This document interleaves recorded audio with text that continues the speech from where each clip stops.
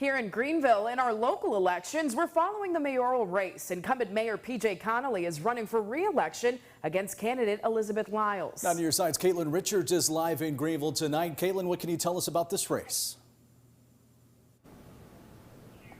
Ken, Angie, the results came in naming Mayor P.J. Connelly Greenville's once again mayor for Greenville. Now, I spoke with Mayor P.J. Connelly as well as candidate Liz Lyles earlier today at Hooker Memorial voting polls where they were speaking with voters. While Liz Lyles' platform focuses on economic development, equity, inclusion, and unity, Mayor Connelly's platform focuses on infrastructure, investing into economic development, and public safety. Liz Lyles told me she is committed to serving Greenville even with tonight's results.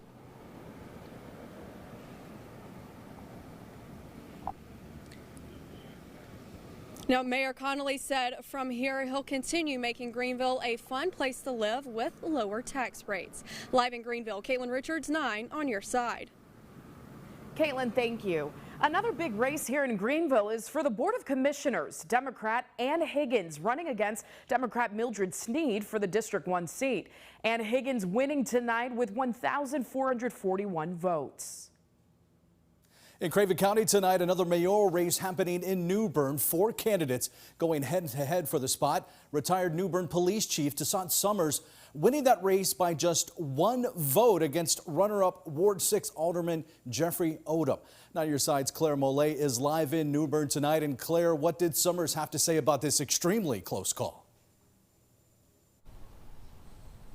Ken, yeah, it's definitely been quite an exciting night out here at the election party for Summers in New Bern, where he did win by only 1 vote. But that means it's not over yet, and this race will likely go to runoff.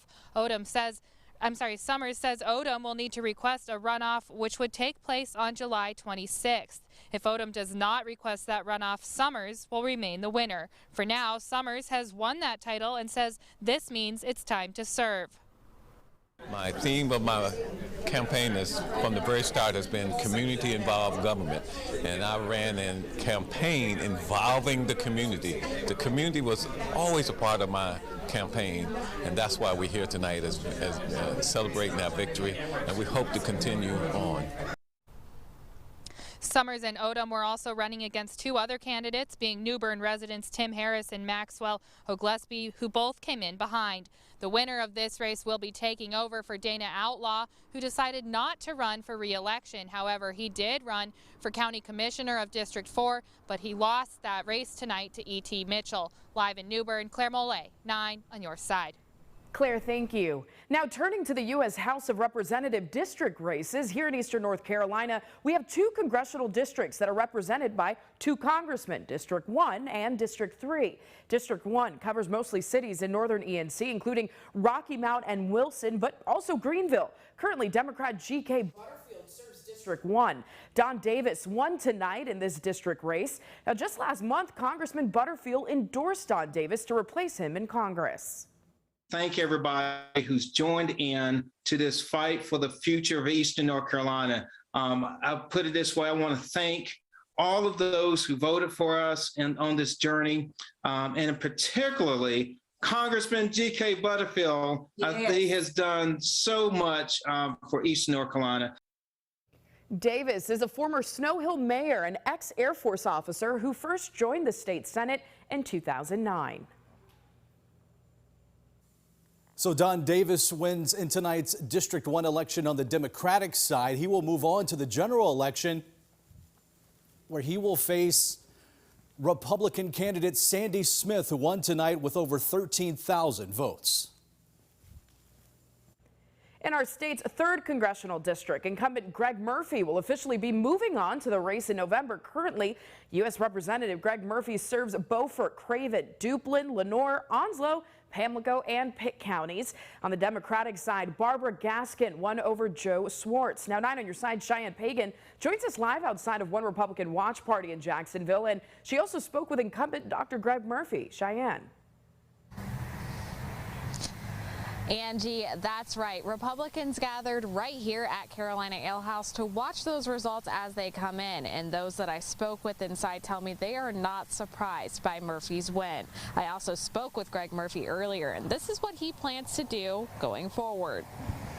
I will work my hardest every single day that I am in office to serve them and to make them proud and let them know that a member of Congress is there for them.